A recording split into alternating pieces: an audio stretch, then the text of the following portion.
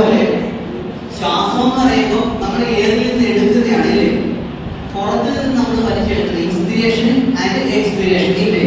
അപ്പം വായു ഉള്ളിലേക്ക് എടുക്കുമ്പോൾ, എയർ ഉള്ളിലേക്ക് എടുക്കുമ്പോൾ നമുക്ക് എന്തെല്ലാം പോകുന്നുണ്ട്? ഓക്സിജൻ മാത്രമാണല്ലോ, അല്ല, കാർബൺ ഡൈ ഓക്സൈഡ്, നൈട്രജൻ എല്ലാം കൂടാണ് നമ്മുടെ ഉള്ളിലേക്ക് പോകുന്നത്. അപ്പൊ ആവശ്യമായ ഓക്സിജനെ ഉള്ളിലേക്ക് ലങ്സ് എടുത്തിട്ട് ബാക്കിയുള്ളതിന് എന്ത് ചെയ്യും? പുറത്തുടങ്ങും ഇല്ലേ. അപ്പൊ ഈ ശ്വാസം ഉള്ളിലേക്ക് കയറുന്നത് എങ്ങനെയാണ്? നമ്മൾ റെസ്പിറേറ്ററി സിസ്റ്റം പഠിക്കുമ്പോൾ നമ്മുടെ മസിൽസ് എല്ലാം കൂടെ അതിന്റെ ഈ വലിക്കുന്നത് കൊണ്ടല്ലേ ഉള്ളിലേക്ക് കയറുന്നത്.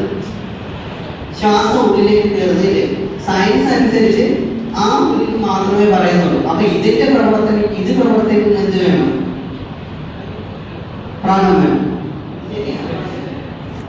ആ പ്രാണം എന്ന് പറയുന്ന പേരാണ് എനർജി. എന്താണ് എനർജി? പ്രാണം എന്ന് പറയുന്ന പേരാണ് ശക്തി എന്ന് പറയാം, അല്ലെങ്കിൽ ഊർജം എന്ന് പറയാം. നമുക്ക് എന്ത് വേണം? ഊർജം ആവശ്യമാണ്. നമ്മുടെ ശരീരത്തിൽ എന്താണ് ആവശ്യം? ഊർജം. നമ്മുടെ ശരീരത്തിൽ സ്വയമേവ ഊർജം ഉത്പാദിപ്പിക്കുന്ന കേന്ദ്രം ഏതാണ്? മൈറ്റോകോൺട്രിയ.